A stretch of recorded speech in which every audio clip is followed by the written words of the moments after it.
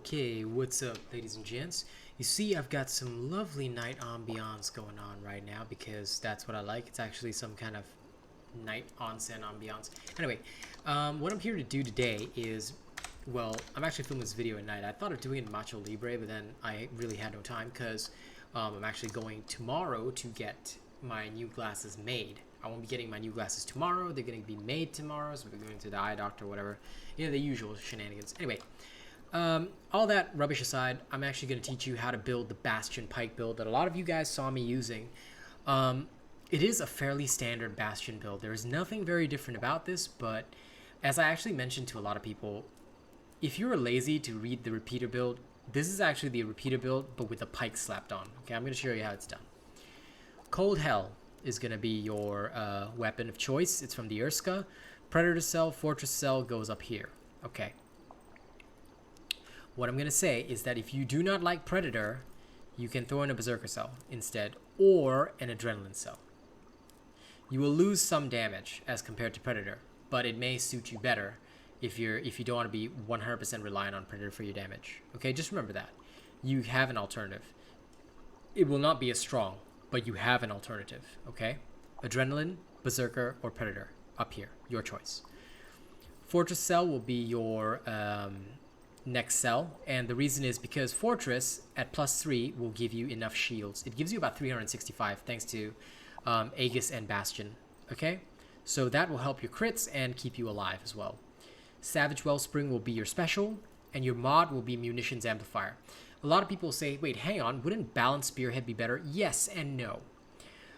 Considering that this is already a crit build, the extra critical rate is kind of helpful. If you don't want it, it's okay. You can go for Balanced Spearhead. All right, it's really up to you which style you feel more comfortable with. All right, I personally just choose Munitions Amplifier just in case I store ammo badly or whatever. It will just increase over time. Okay, last is your bond, Frostwolf's Rip. All right, after using your Lantern ability, you create a geyser that frequently deals 100 frost damage. Any Slayer moving through the geyser for the first time is granted a stackable 125 health shield that lasts for 25 seconds. Very, very useful here, okay? Now, overall, this makes your build very crit high. So Bastion will be your Omnicell of choice. You want to have your Skarn's Defiance for more shields with Etheric Attunement right here. If you get your Wolfmane here with a Berserker Cell, that's good for you. Frax's Shadow with a Cunning Cell will be your body piece. Wolf Claws with an Aegis Cell will be your arms. And Stride of Thorns from the Koshai with a Etheric Attunement Cell will be your legs. Alright?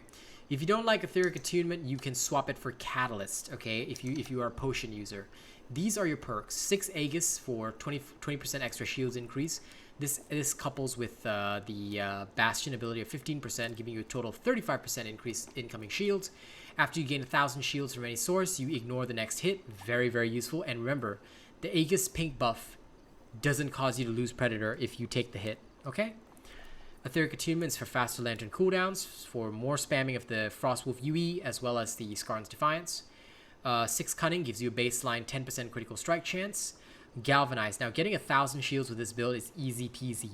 So you at least, at the bare minimum, have a 30% critical strike chance. Do you know that coupled with Savage Wellspring, that actually puts you at, with Munitions Amplifier, 67.5% critical strike chance? That's where shit gets crazy, and that's why it's good. Predator, if you don't take hostile damage, you deal 35% more damage. Berserker, up to 20% more extra raw damage. And Fortress, okay, you will gain a 90 health shield every 10 seconds, assuming you do not take any hostile damage. Alright? So although it takes 30 seconds for this to come into effect, it's very useful so long as you're not taking hits. Much like with the repeater build, you want to be avoiding hits with this. Now, let's actually see it in actual combat. How is this going to function? Well, you know it, I know it. I need to reforge first. Because I am a nerd who forgot to reforge. Yes, this will happen in some videos. You will deal with it. Because I am cool. Okay. Reforge. There we go. Okay. Now that he is one with the elements, he can now queue for the escalation. He can queue for wherever he needs to go. We'll go to Ulrich's Peak. Ulrich's Peak is probably the best idea for this. Behemoths will be about 6 to 9 levels higher. That means they'll be up to 5 to 8 levels higher than us. Okay, that's sufficient for a showcase. Now, keep in mind that most of the time you'll be fighting behemoths 3 to 4 levels above you. Why? A lot of people have questioned, you always show these builds at level 1. Why not show them at level 16? Why not 17? Okay, most of the time for efficient leveling, you'll be fighting behemoths 3 or 4 levels above you. Now, there are a lot of bonuses coming from the Slayer Path, whoop-de-doo, and from Power Surging, yes. But that's why we go fight creatures that are about 8 levels higher. Because we're here to show you that under the normal circumstance of 3 or 4 levels higher, the build can handle it. Alright? Because we're trying to show you that this is the ideal situation for you. That's a part of stress testing. Alright? You don't want to be going to Blazeworks and then dying when you're trying to level up there, do you? Alright, so we'll start off with find this Nasher's right in front of us. Alright, so you start off by like just going ham with this. Alright. Once you have the pink buff, you can kind of just, you know, honest to God, not give a fuck. The reason is because